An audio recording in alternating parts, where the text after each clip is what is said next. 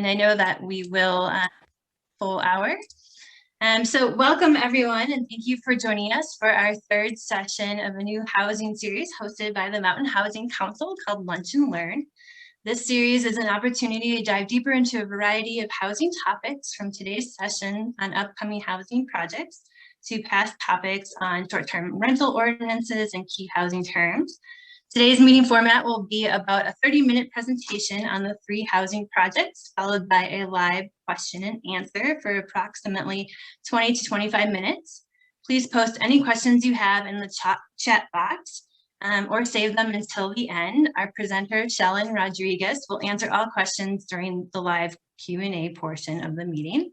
This meeting will be recorded and shared later on the Mountain Housing Council's website. If you do not wish to have your image recorded, you may turn off your video. Otherwise, we encourage you to keep your video on and remind you to mute your microphone.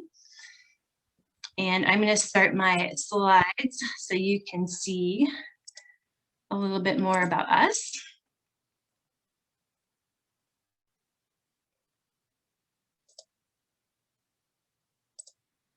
Okay.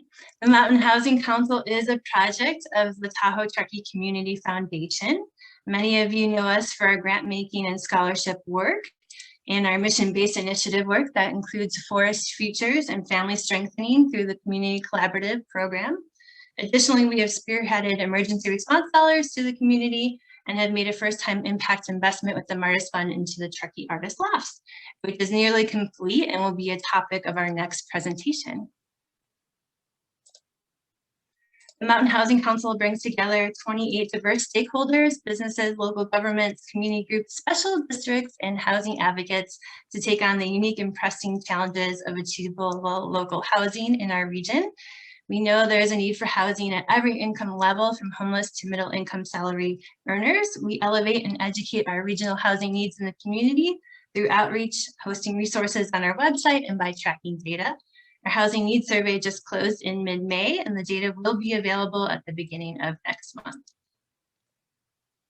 We are proud of the Mountain Housing Council partnership with businesses, nonprofits, and coalitions. Together, we are accelerating solutions to our unique housing needs, and we're pleased to see some of our partner representatives in attendance today. And today's topic, projects in the work, Pacific Crest Commons, Frishman Hollow, and Dollar Creek Crossing are areas of interest as they fit unique community needs and other different types of housing for the community. The Mountain Housing Council tracks progress on developments in the region on our website, mountainhousingcouncil.org. Please visit our website for more information on the current status of these projects. And as you can see, Frishman Hollow is an affordable housing project currently under construction, and Dollar Creek Crossing and Pacific Crest Commons are in the concept phase. And so with that little teaser, I'd like to welcome Shellan Rodriguez. She's the CEO of SMR Development and is a consultant with Pacific Companies. She'll be joining us today as our guest speaker, and she has extensive housing and redevelopment experience.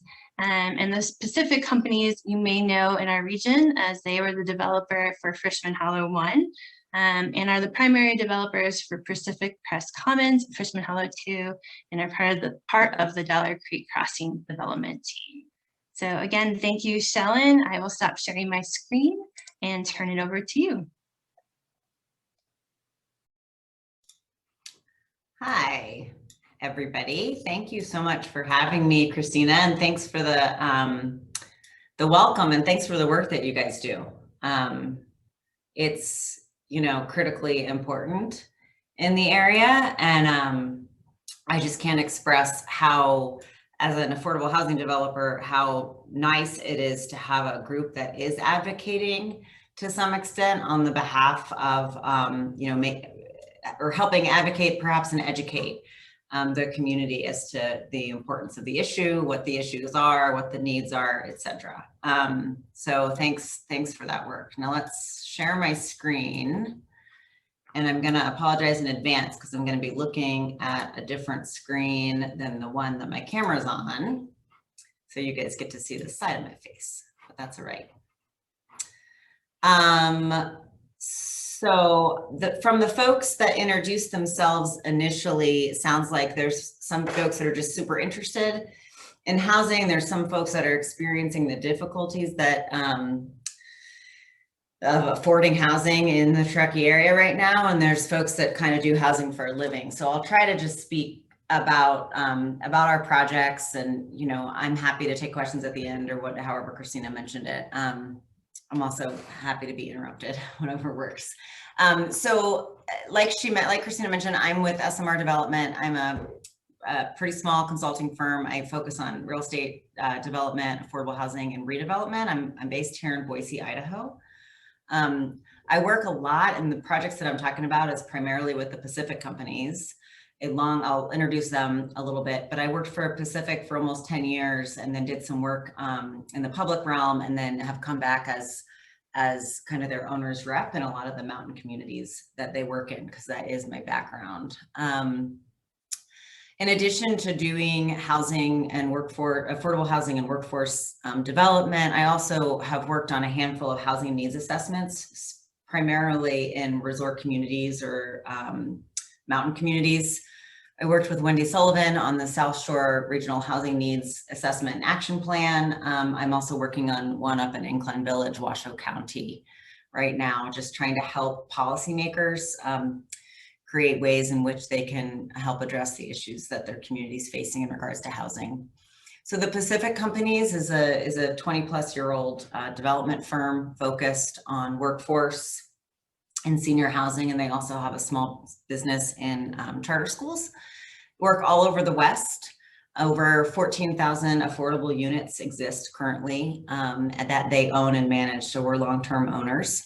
That includes those in the Truckee, Tahoe region. We've got one up in South Lake Tahoe that I managed the development of, 48 units. But I think that the ones that are most interesting to you all are Hennis Flats and then Frishman Hollow Phase I and II there in town. So Pacific does all sorts of stuff, right? We do rural, urban, suburban, family, special needs, senior housing, homeless housing, a pretty wide breadth of flexibility in the types of developments that we can do, as well as the types of financing that we can access, and the size of developments. So we've done everything from, 30 units in the first phase of Frishman up to, 400 units in some San Jose and more urban areas. One of the reasons why I like working with Pacific is that flexibility, but they also are a vertically integrated firm, meaning we have in-house development, design, and construction. We don't always use the in-house contractors or designers, but we have access to it, which helps provide some flexibility. It also helps us control our timeline a little better. With that, we also, Pacific is also the primary owner of Autovol, which is an automated manufacturing, housing manufacturing plant here outside of Boise, Idaho. The CEO of Pacific is Caleb Roop. He's done over the years, a lot of mountain communities, but he also is very, very involved at the state level and federal level in regards to housing. So he's working closely with policymakers at the, at the state level and at the federal level on the boards that he serves on to really keep his finger on the pulse of where the policy is coming from and why. So do we want to stop for any questions, or Christina, do you want me to just jump right into Pacific Crest Commons? Sure, we can stop. Does anybody have a question thus far? Okay, then go ahead, please, Shellan. All right. So Pacific Crest is one, and I'll start out with saying I'm involved with all the projects that I'm going to talk about, but at slightly different levels. So Pacific Crest is in pre-development, like Christina mentioned. And I have been involved in this one since the beginning. Some of the other ones that I'll talk about, I'll describe my involvement, and hopefully I'll be able to answer questions. But essentially, this is a partnership. The logos of the different groups are below. JK Architecture and Engineering is local in the Tahoe area. They live and work in Truckee, Tahoe. They've got offices in Reno and some other places, but they're mountain architects. This is a site that's owned currently by the Department of General Services. It's where the CHP site, the California Highway Patrol site is. the old one was. And so it's a partnership between DGS, the landowner, Cal HFA, which is the Housing Finance Association. They provide a bunch of the funding for the state. The Regional Housing Authority, we're aiming to bring them on as partners. Pacific Company is the primary developer, and then the design team. So I'll quickly talk about the executive order that created the RFP process, some quick project info, and some overall timeline stuff. So these slides I just stole from the state. They're just describes the executive order that the governor passed. I won't spend a lot of time on it, but I guess the short story is simply that a couple years back in 19, Governor Newsom passed this executive order that basically said the Department of General Services is charged with inventorying its state-owned property to try to create more affordable housing. So in doing so, the intent was for it to be a systematic approach to land evaluation, creating objective screening tools, partnering with local governments, incentivizing innovative construction approaches, and creating a faster process to bring more units to fruition. So they used a handful of screening tools in regards to housing need and economic feasibility, proximity to job centers, transit, et cetera. And then they started with looking at 44,000 parcels, and now they have about 75 sites. In about a year ago, in July of 2020, DGS, Cal HFA, and the Housing and Community Development Department, so all state agencies, put out a request for qualifications, an RFQ, for affordable housing development on 6 different sites. And the CHP site there in Truckee was one of them.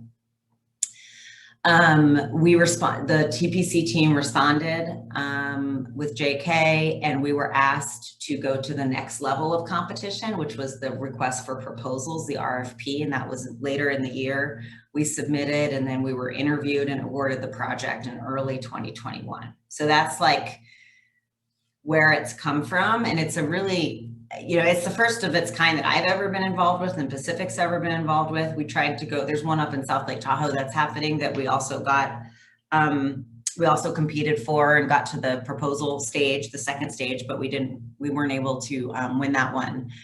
But it's a really, it's really unique process having the state as the landowner, because they're going to maintain ownership of the land and lease it back to the developer for long term. One of the things that Christina mentioned that people would be interested in is just talking about the, how it came. Oh, hi, Alex. I see Alex Merlatos. I haven't seen you in a long time. Just noticing the names on the screen. Town staff worked hard to reach out to DGS to say, look, this CHP site is being underutilized. It's in a great spot for housing. So I give a lot of credit to the town of Truckee for making sure that the state had the site on their radar. Town staff also worked pretty closely with the county and basically said, what are your needs? Do you need supportive housing for folks that are facing homelessness? What can you help with? And they put in the RFP that they were really hoping to create public partnerships with the county. So what that did was enabled us. We went to the Regional Housing Authority and asked who we've partnered with in other projects and said, hey, do you think we can get together on this one and get some project-based vouchers, which will allow us to work with folks that wouldn't ordinarily be able to afford these units. Pretty low income folks, we're hoping to do between 5 and 10 of those units.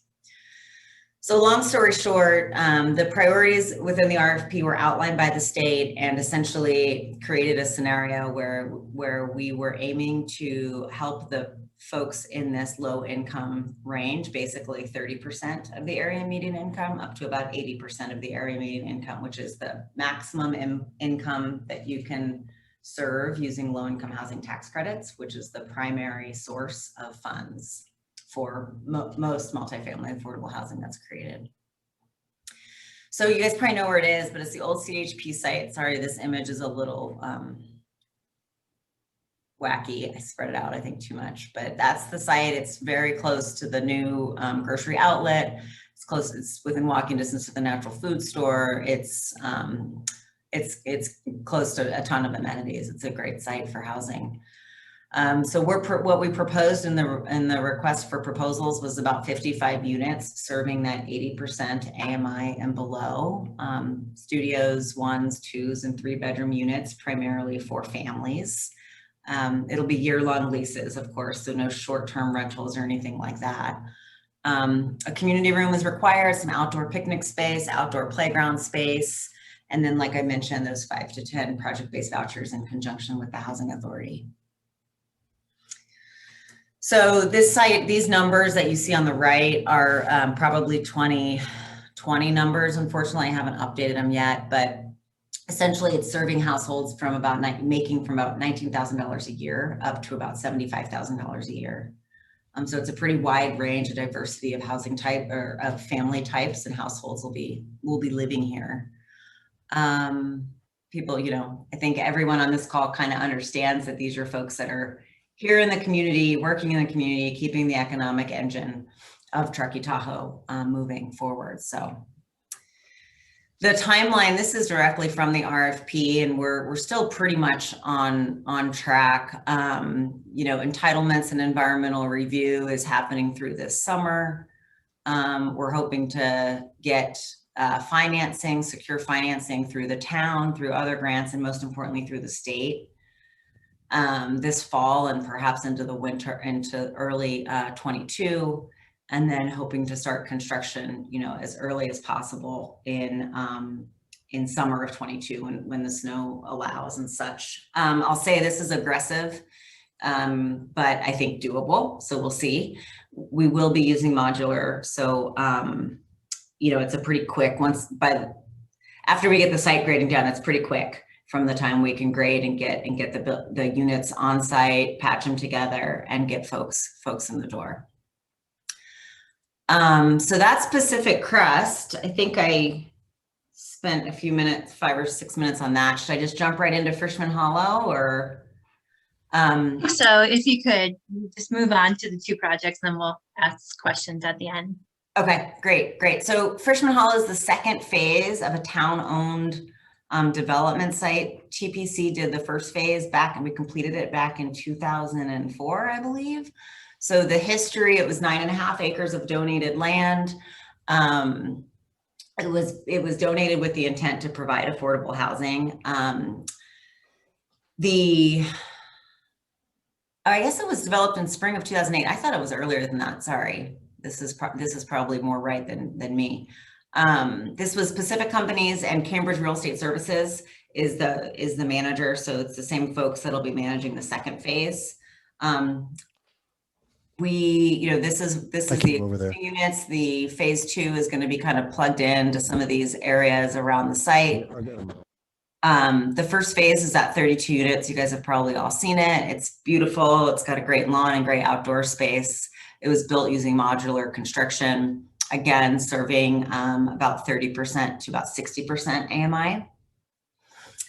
The second phase, we did a series of community discussions with both the phase 1 residents as well as the larger community. And the goal was really to develop the donated land as under the guise upon which it was donated, using, you know, responsible density and complementary architecture, maximizing the open space, and providing a little bit more parking. The first phase, we understood after learning from our residents, you know, we felt like we needed to provide a little bit more parking, and then to continue using the modular construction, which really does decrease costs and increase, I should say decrease costs and decreases the time it takes to bring a project to fruition. So that was 68 units, about $30 million of project costs. You can see the sources of funds there. I'd say this Martis fund didn't pan out to 2 million. It was about $1 million. So that's one revision there. This project is, I mean, you can see it, it's all up. We're hoping for it to be completed in the fall of 2020 and 2021, and lease up can start, you know, in September, October. These are some pictures of it, probably from about March, April. you know, it's pretty much the interiors show up from the manufacturer, like all completed with appliances and everything. It's pretty cool.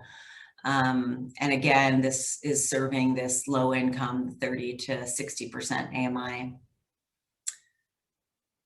So this is just the phone number to call or the website to learn more about lease up and timing, etc. But if you know anybody who needs a place to live, it's a really nice unit, and take down this number, contact me afterwards, and I'm happy to forward it all on. The last one is one that is a bigger project that has been a little bit, I've been involved pretty much from the beginning, but it's quite a big partnership, and it has not made as much progress, frankly, as we probably all like. But this is up in Tahoe. It's up near Dollar Point in that community. It's about an 11.5 acre site. That's the site that you're looking at. It's gorgeous. It's kind of nestled between some mixed use commercial and a pretty nice single family development to the west.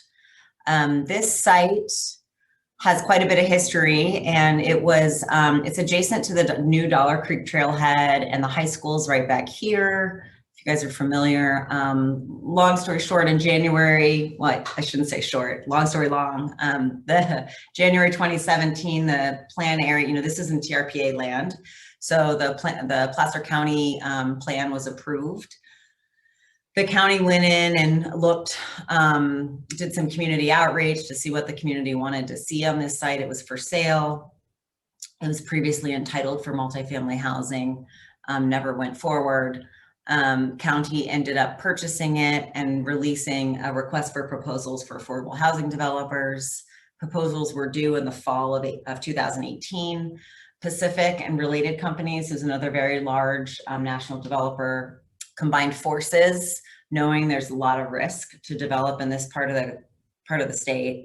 So we worked together to put in an RFP. We were successful in being selected, and in most of 2019, we spent doing sort of initial planning and budgeting and having a series of community outreach meetings that I would say were contentious.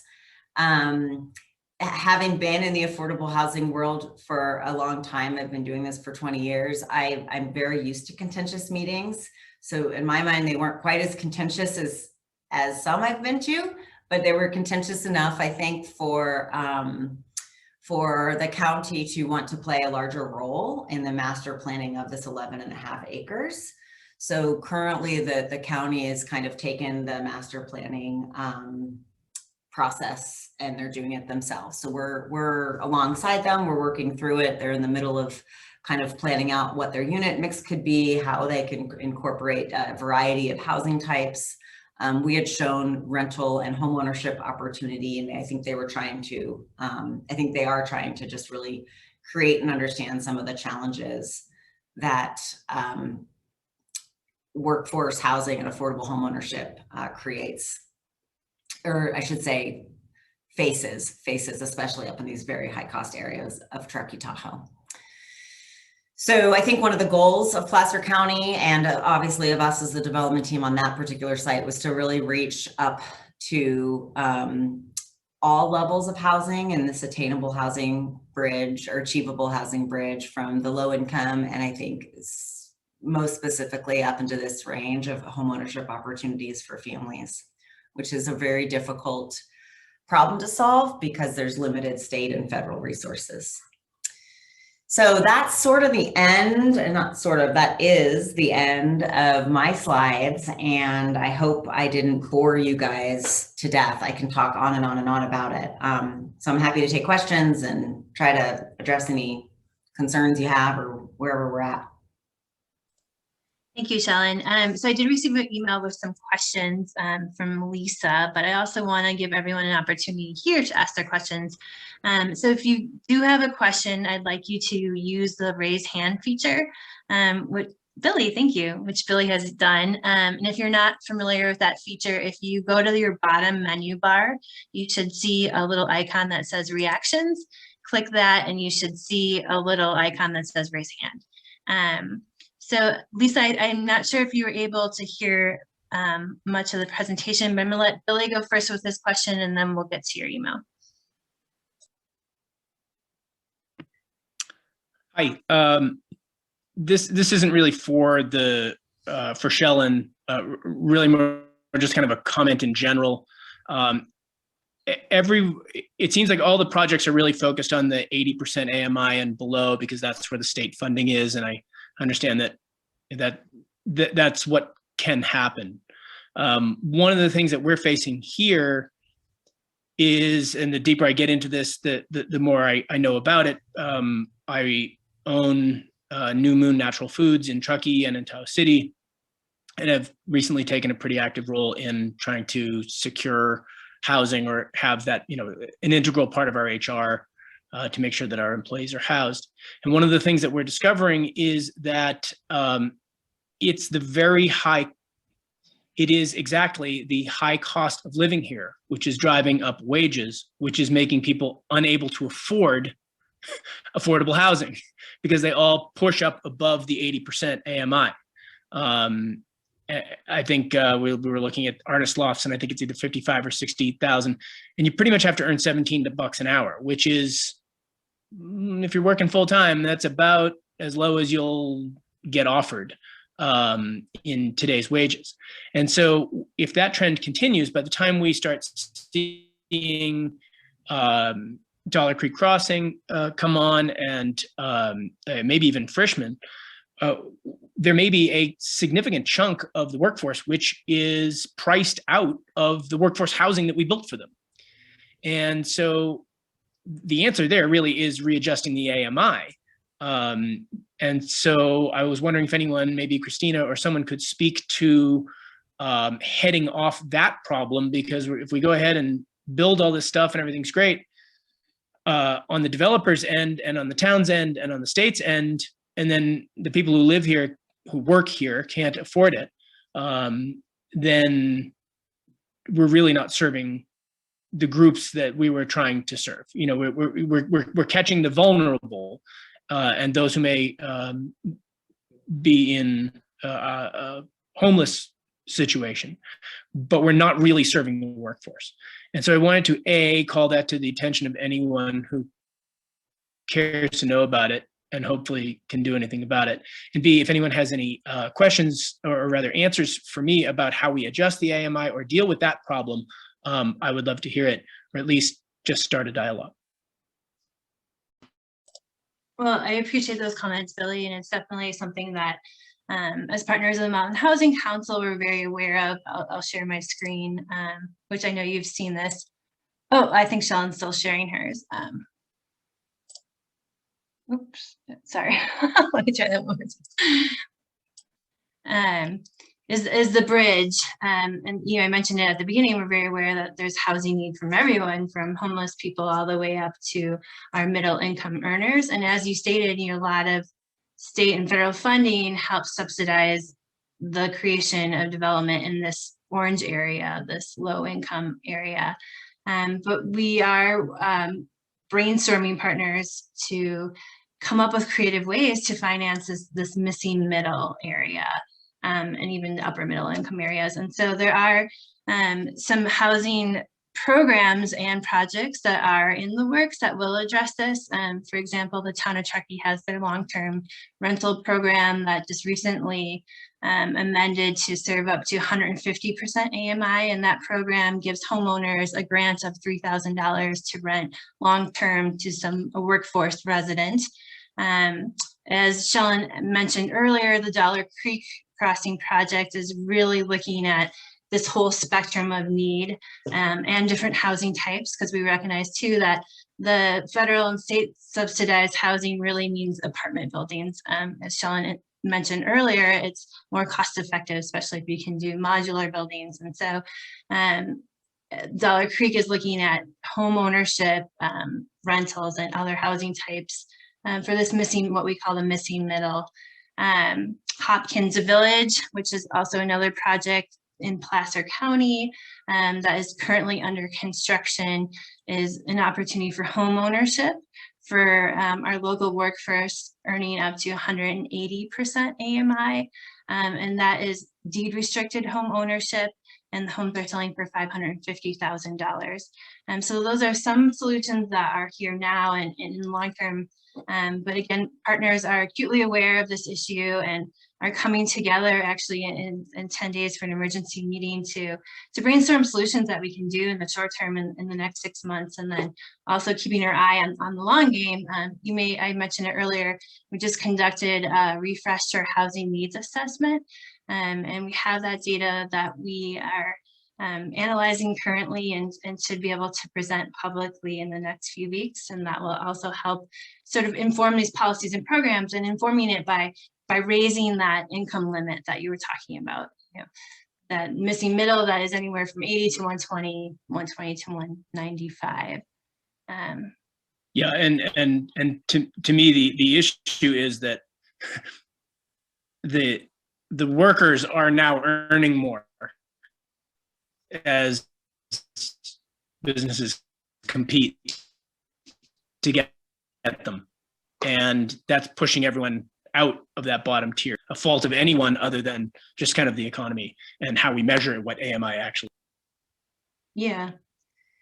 Yeah, it's an excellent point, and there's no one silver bullet to solve it. And I think you were on the call last time when we talked about the Truckee Tahoe Workforce Agency. Their agency that is comprised of 4 different special districts: the school district, the public utility, the hospital, airport. And the airport. Thank you. And so they're looking right now, they're doing a site mapping analysis to find land to build housing for their employees. And yeah, Tara's chiming in. Tara, please go ahead. I will mute myself and let somebody else speak.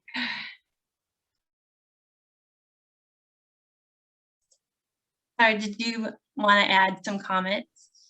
No, I'm just trying to provide folks with some information, some written information that I can about kind of impending survey results, and kind of a little bit of information about how AMI is set, who sets it, and maybe some of the housing that we do have available, which Christina went over verbally, but just, we do also have an issue just in terms of we have to make sure that 80 to 120% AMI, we don't just set aside housing that they can buy, but that they have 1 and 2 bedroom apartments that they can rent, because of course, yet another hurdle is coming up with the down payment to purchase a home.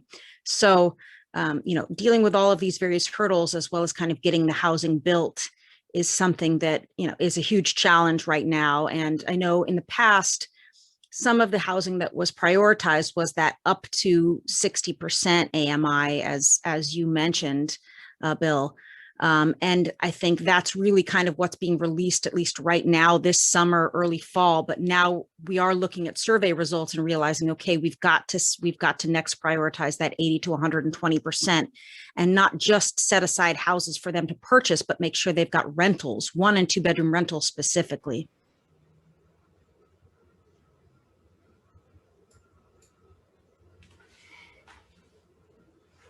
Yeah, Christina, can I add to that a little bit? Yes, please. Yeah. So, Billy, I just want to completely agree with you on what we're going through in Truckee, specifically with employees right now. To get employees, because we have an employee shortage, we have to pay them more, and we're paying them more. They don't qualify for housing. So the under 80 is not applicable to the employees that we're searching for and we're trying to hire. And that's partly why the Mountain Housing Council kind of re-looked at that whole housing needs assessment years ago and said, for this region, we also have the middle income and the upper middle income by the nature of our economics here in town. Now, that said, the next needs assessment is probably going to show that there is this great opportunity in the middle for developers to create housing, not just at the under 80, but in the 80 to 120 and then some.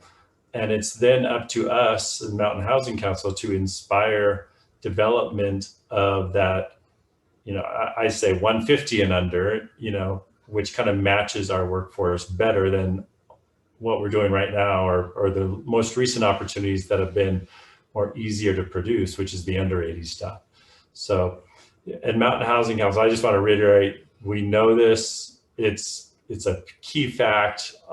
Many of our employers are repeating the same thing. You know, at the $17.50 is the minimum wage in town right now, but $20.25 is where you're getting people, and then they don't qualify for the artist lofts. I had a number of people say that back to us, and they really wanted to qualify for artist lofts but couldn't. So so that was point number one for me. And then second question was going back to the Frishman's Hollow project for you, Shellan, which was, because I live in that neighborhood, I see that it's been stalled out for a number of months. I was hoping that you'd be able to respond and ask why it's not moving. Sure, yeah, I'm happy to. It's kind of a unique, I would say, very unique scenario. I probably know just enough to to be dangerous. So I'd appreciate it if you don't if you make sure that if you do ask follow-up questions, you understand that I may not be exactly accurate here, but I think at the end of the day, the town had access to state funds that they were getting in from their program income. And without getting into too much detail, the state home funds have been, for years, have been divided into capital income and program income, and you were never able to mix. So if cities use their home funds, or towns, jurisdictions use their home funds to say, enable somebody to get into home ownership back in 2005, and then that house sold and that money came back into the pot, it was stuck, if you will, doing that same program that it was originally used for. HUD changed their rules, or either HUD changed their rules or the town figured out a way around it. And this is happening in communities that I'm working with around the state, because these communities have these pools of program income funds that are, maybe the program doesn't exist anymore, maybe the program's not needed, maybe the redevelopment agency, when they died, there's no one to manage the programs. So the town basically worked with the state and said, hey, if we can transfer those home funds into the Truckee project, the Frishman II project, can then we take the general funds that the town had put into the project out to be able to, I don't know what, probably put more into housing. I'm not exactly sure what the town's plan was. Now, in order to do that, to use home funds, and this is when you get into the bureaucracy of government, you have to do some environmental work. So the town and us as developers, the town approached us and said, hey, we have this opportunity to basically recoup some of the money that we put into Frishman Hollow by using this other program income fund. But in order to do it, we have to do this environmental work. And I think as Pacific, we really value the partnership that we have in the town of Truckee as much as they need the housing. The few month delay we thought was worth it for the town to be able to have that flexibility to use those funds in the future. So it's a long way of saying it was a stall out that was done on purpose. It wasn't because of any mistake or issue with construction. It was done very, very purposefully, we think, for the betterment of the community overall. And we intend to get back working the end of the month or early July, probably right after the holiday, to, full service, get folks out there, and then finish up all the site work, landscaping before the snow flies and lease up. So it's a good question, Scott. And that's what I know. Yeah. I mean, the timing was unfortunate because of the summer season and needing it to be ready for the summer. So we missed that. But if it then helps leverage more monies and can multiply that, in the future, I understand. And that's not us, but we were just hoping that it would be online. But thanks for the answer. Yeah. Yeah. And as were we, right? It doesn't help us to stall out a construction project at all, right? It's not where we want to be. But I do want to just speak a little bit to the issue with employers, because this is not unique to Truckee, but it is getting relatively unique, to a lot of mountain. It's always been unique to mountain communities, and it's getting worse with the effects of COVID and everything else going on. And so I think, a couple things that are happening. And I saw it with my work in South Lake, with the housing needs assessment. I'm seeing it in my work over in Washoe, Incline Village area. You know, employers have to start thinking about housing in addition to wages, right? And I'm sure you guys are, I'm sure employers in Truckee are already doing it, but it comes down to making sure that, you know, folks are getting packages, employees are getting packages that part is wages, part is housing, part is transit, right? Packages of what they're getting when they work for you. And it's a different way of thinking about it. And it, you know, frankly, I think philosophically, it shouldn't have to fall to a business owner to help somebody get housed, right? I mean, that is sort of outside of what the skills of a good business owner are trained to do. But at the same time, that's what I see happening all over these high cost areas where, you know, up in Lakeside, in the lake area, I'm talking to employers who are saying, I can pay people less. People are happy to come work for me if I offer them housing. And it's a little different in the lake than in Truckee because it's not quite as remote. But it, you know, it's just a change in how we're functioning, I think. And it's not, I'm not saying it's easier, and I don't necessarily believe that it should be that way, but I do think I concur that it's certainly happening. Yeah, I think in general, that idea of it's not just the pure wage. And if the AMI is based on the wage, then we as employers have the opportunity to offer a variety of benefits to attract employees. So it's housing is one, healthcare is another, you know, and then there's, you know, other ideas from there. So we are having to get creative about that to keep the wages in check. But it's bigger than just one little employer at a time. We need to create this more innovative movement, I think, about how do we have the workforce that we need for the future, you know. Okay, thank you. No, thank you. I'd like to circle back to it and actually ask Dave to speak about some of the things he's doing for his employees. But before we do that, I do want to make sure that Lisa has the opportunity to ask her questions. She sent me an email before this series with 8 questions. And so I will just run through them. Lisa, feel free to jump in at any point, and these are directed to you, Shellan. So Lisa, your first question is, who owns the property between Hennes Flats Apartments and the Grays Crossing Maintenance Road off of Hennessy Road?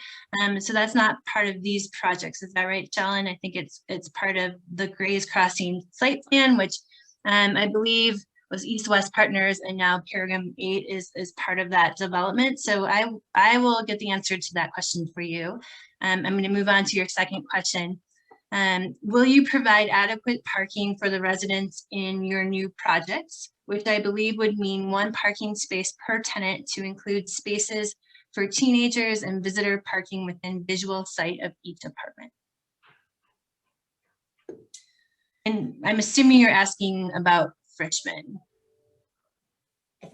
I think Frishman and perhaps Pacific Crest. Frishman, to be honest, I don't have the parking ratio at the top of my head, but it was I think it was at or above code, and code in Truckee is quite high.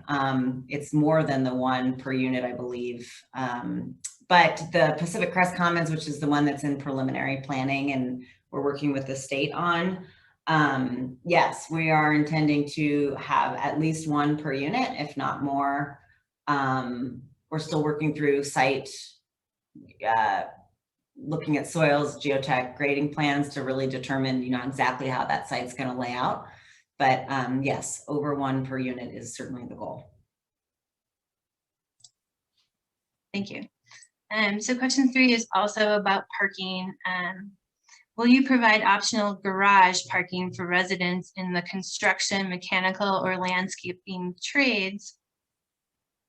Sorry. For their machinery, tools, and supplies?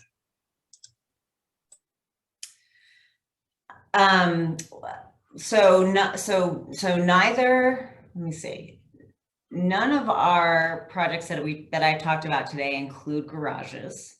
It's conditioned space that is quite expensive. The good part about, I mean, there's so many great parts about garages, but no, Pacific Crest and Frishman 2 do not incorporate garages. I've worked in Mammoth, which is, you know, also big snow country in the Eastern Sierras. And they are, you know, the projects that we're doing down there do have podium parking because we have a funding source for it. It's very expensive. It's about $40,000 a unit, a parking unit. So I think the short answer is no, it's surface parked, to answer, I think, Lisa's question, in Truckee at least. Thank you. And Lisa, please feel free if you have any follow-up questions to these. Okay, I'm going to move on to question 4.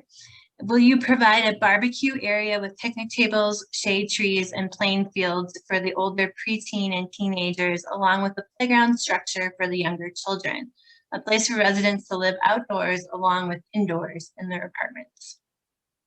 Sure, it's a good question. The requirements of the funding source, they require a variety of recreation amenities, indoor and outdoor. So yes, I don't know about playing fields. I guess it depends on what that means. We don't have space to put like a soccer field in or a softball field.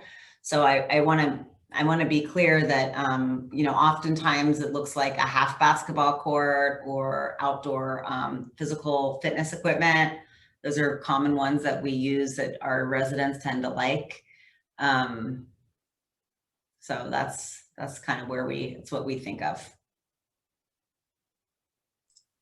Great, thank you. And so this is following up with amenities. Question 5, will you provide a welcoming, well-lit stay and do your laundry, energy efficient laundry room with couches, tables, and chairs on each floor of the more than one-story building so that people have somewhere to do their wash and don't have to purchase expensive washer and dryer sets?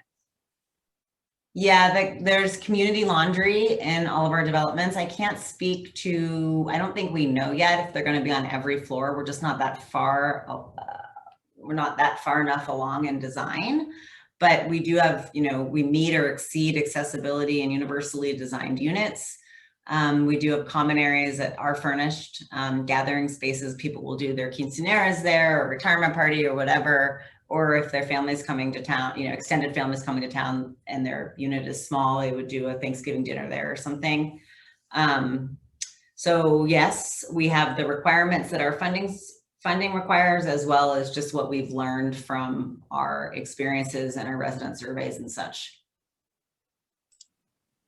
Thank you.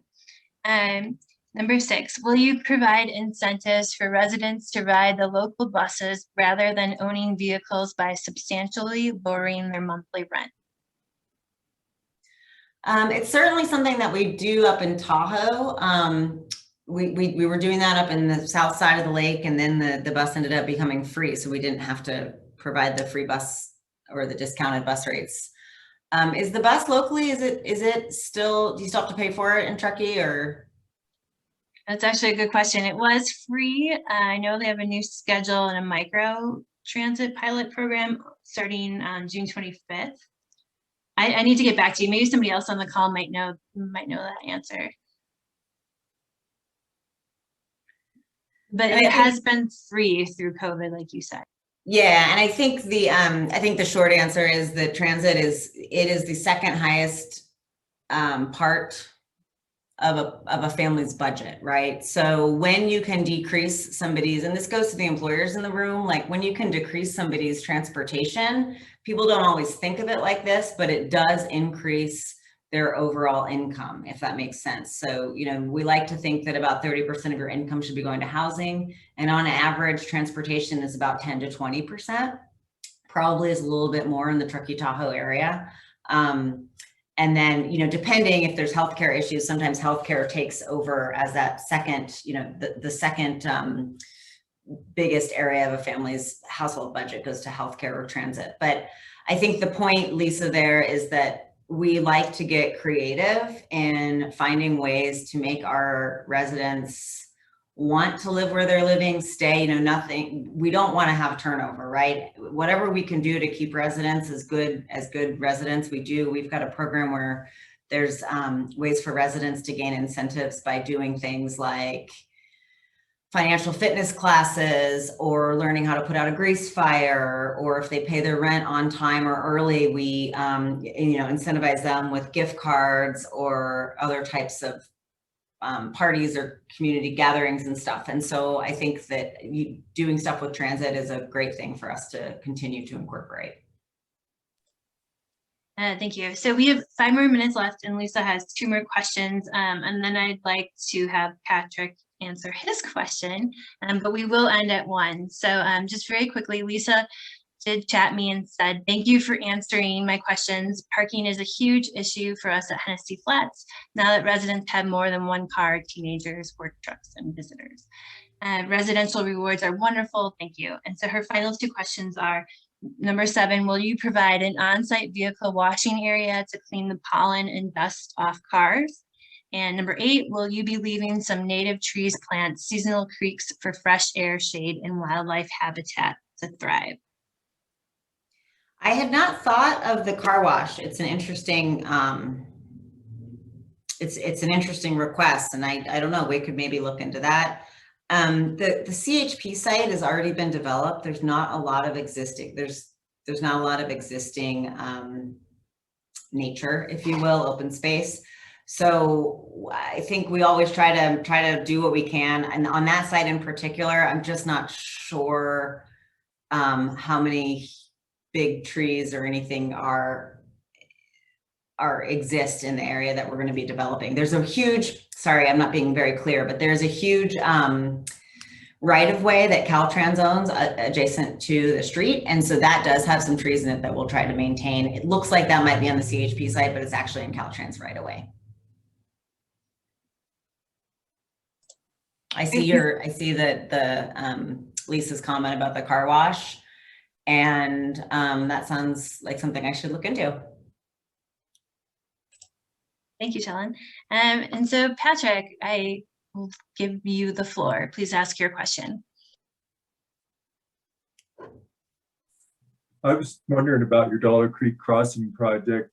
You know how many units it is, and if so, how many of those units are going to be the upper AMI above 120, and how you're financing that? Yeah, it's a great question. The short story is the proposal that Related Pacific put in, it varied from about 180 to 200 sort of deeply affordable, capital A affordable rental units using tax credits, and about 12 to 25, depending. We had some various site plans of homeownership opportunities for that upper income. The funding of that is very, very difficult. And it's hard to believe, but the amount of subsidy that you need from local sources like the Martis Fund or Placer County or whatever is actually greater in doing a unit for 80 to 120 or 130, 140% than it is for doing a unit at 80% and below. And that's because of this other source of funds that you get from the state. So Patrick, those numbers that I gave you were what we proposed. That proposal is no longer, I mean, that proposal is no longer really on the table because the county's taken over the planning. So the future of the unit mix is to be determined at this point. How those units are going to be funded in that upper income is really going to come down to how much local money can Placer County and that part of the lake area raise, right? I mean, that's what it comes down to fill that gap. How much can Mountain Housing Council play a role? How much can the JPA play a role? So I don't know if that answers your question very well, but I think that's the reality of it. Well, here's the part I don't understand about that. Okay, your owner, Caleb Roop, and same with Related, those guys have a ton of money. So why aren't they going out raising capital? I mean, I work almost every single day raising capital. I can go out and raise 35 million. So why don't they do that? I don't go out asking the county entities for any money. So I'm not understanding this. I built Achievable housing. I got 3 projects around the lake. So what's their problem? Why aren't they doing it? maybe they don't know how. Maybe you should do it. I mean, that's great. Like, that's amazing. If you can raise 35 million for achievable housing, I would say go do it, man. It's a lot harder for us than I got to call it 4 o'clock with the underwriters to get the final docs drawn. So it's not very difficult, quite frankly. If you've got the properties, then have them call me. I'm happy to get the funding lined up for it. I'll make a deal with you guys. We'll do a joint venture. Yeah, the county owns that property, and I think they would be really excited to get that higher. That's the part I don't understand is, why are you guys wanting people to give you money when your owners have money? They have really good balance sheets. If you own 14,000 units, okay, your balance sheet's huge. You should have no problem getting financing out there. There's tons of money out there on the street. Insurance companies have tons of money. I mean, so to go finance achievable housing should be simple. I'm not understanding that. I'm just putting it out there. I mean, I do it every day, and I can't go raise 35 million. But maybe I don't know the right people. You know, in real estate, people want returns, and if you're going to cap the return of their investment based on incomes, you have to offer them a better investment. So when, you know, it is very difficult to, and what was the missing middle one that just opened up? I'm spacing on the name in Truckee. It wasn't the Artist Lofts. Coburn Crossing. Coburn Crossing. I mean, it's a great example, right? I mean, Coburn Crossing, I don't know what the rents are today, but my understanding, well, does anyone on the call know what the rents are today? Maybe that's a better way to. They're market rate rents. So what are they? Like, how would you? I would have to follow up. Yeah, no, and my point is simply that I think Coburn Crossing went in with the intent. And I'm not speaking for the developer. I don't know the developers, to be very clear. I just suspect that they went in with the intent to create a missing middle development. And when their costs came back in and rents were raised, you know, because of COVID and whatever else, their investors said, wait, why would we take a 6% if we can get an 8%? Or what return, right? I mean, this is how the world works, for better or for worse. That's just how it works. And so their rents kept going up and up and up. And I think arguably people, I don't live there. I don't know what the word on the street is, but I do think there was some perception that it would be a little bit more affordable than it is. But when construction costs are what they are, and you've got to pay the bank and your investors, and you've got to pay that bottom line, you are oftentimes pushed into scenarios where you have to charge more rent. I don't know if that's making sense, but, and I'm not speaking for the Coburn Crossing developers or the development, but that, you know, that often, I see that happen a lot when people try to tackle that missing middle. Well, I understand all of that. I deal with investors and lenders. I also understand that you can't overcharge on the rents. You can't even charge as much as Placer County will let you charge on the achievable housing rents. They'll let you charge all the way up to 205, but the market's not going to bear that. These employees can't afford to pay that much rent. So you can only charge as much as what they can afford to pay. But that doesn't mean that you can't get a good enough return that you can find investors that will do it. There's plenty of impact investors out there that will take a 4 or 5% return. So I just find that unusual that your owners and particularly related owners, I mean, those guys are, that guy, I'm trying to think what his name is, he's a big Wall Street guy. I mean, that guy's a billionaire. So if he really wants to help this community, I'm not a billionaire. I'm working to help this community. Why doesn't he dig into his pocket and put some money out? That's the thing that, you know, it's not really understanding. He really wants to make a benefit to our community, you know, do it. Well, as a developer, Patrick, you have a unique perspective, and it's definitely a complex issue. And we talk about all the time, all the factors and levers that you need to press to get housing to pencil. And it's definitely a conversation that will we could talk about for hours, but our time is up. It is 1:04 now. And so I really appreciate the conversation today. I know we didn't hear from everybody on the call, but I thank you for joining us.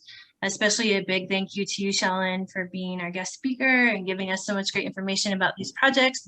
I hope that everyone here on the call will join us for the next 2 Lunch and Learns. They are also about projects. I had it up on my screen and then I now have since taken it away. But I'll just briefly put it on, and then I will send a follow-up email to everyone with this information and with the slides presented today, so that you have it for information. And thank you for eating lunch with us today, and we hope to see you again soon. Bye. Thanks, Christine. Thank you. Yeah, thank you.